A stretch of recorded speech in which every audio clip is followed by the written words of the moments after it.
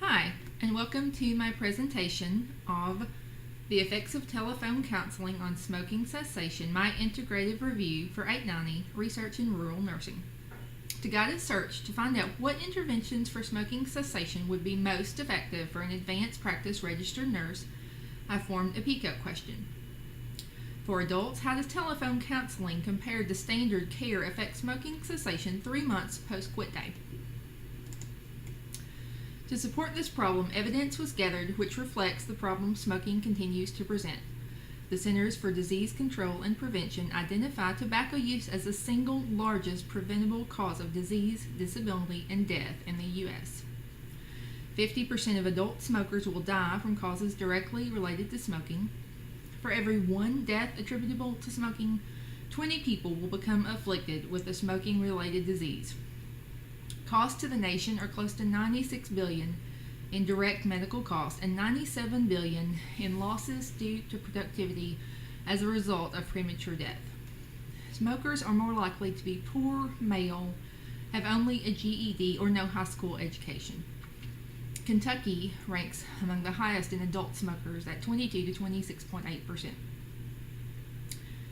Telephone quit lines are mentioned as part of the 5A framework developed by the United States Preventive Services Task Force Clinical Practice Guideline for Smoking Cessation in Adults. It is recommended that the 5As, which are to ask about tobacco use, advise to quit through clear, personalized messages, assess willingness to quit, assist to quit, and arrange for follow-up and support. Also, telephone counseling is supported and shown to improve cessation. A literature search of reputable databases revealed hundreds of articles relating to the search topic. Limiters included peer-reviewed articles published from April 2009 to 2015. Only quantitative methods of analysis were considered. Inclusion criteria involved the use of telephone counseling as an intervention, with the control group receiving only standard materials, or in-office counseling that would be comparable to what an APRN would do in an office visit setting. 2 of the 4 studies noted positive results from a telephone counseling intervention versus the control, with the McGrath et al. Study revealing a 19% smoking cessation rate. The control group received only written materials and 2 phone calls, while the intervention group got 4 telephone calls plus additional counseling the week of the quit attempt. The Papadakis et al. Study found that the intervention group was 3.1 times more likely to quit, with the 25.7% versus 11.3% quit rate. The intervention group received the same treatment as the control group, but also telephone support. The control was a multi-component counseling based on the previously mentioned 5A's framework.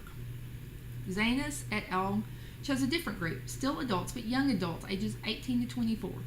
These subjects were also rural and had low socioeconomic status. The control was a brief, direct tobacco intervention, which was delivered by trained health educators. The intervention group received the same coaching as control, but also had the choice to participate in the telephone quit line. This group had a very low participation rate in the telephone quit line, which may explain that the authors found no statistically significant difference between the groups. Finally, Sims et al. Also studied young adults 18 to 24 who received 4 calls or only mailed self-help materials.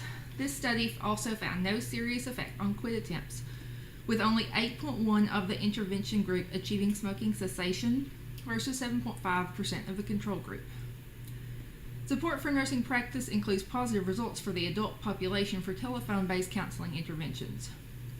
Based upon this information, I propose an intervention for nurse practitioners that can be implemented at an office or clinic. A database of smokers would be created. With the client's consent, records would be kept of proposed quit dates the client and nurse had worked together to set. Then the nurse or a trained worker would follow up via telephone with additional information or support based on how many weeks post-quit date the client was. A notification system would alert the staff to those dates. Thank you very much.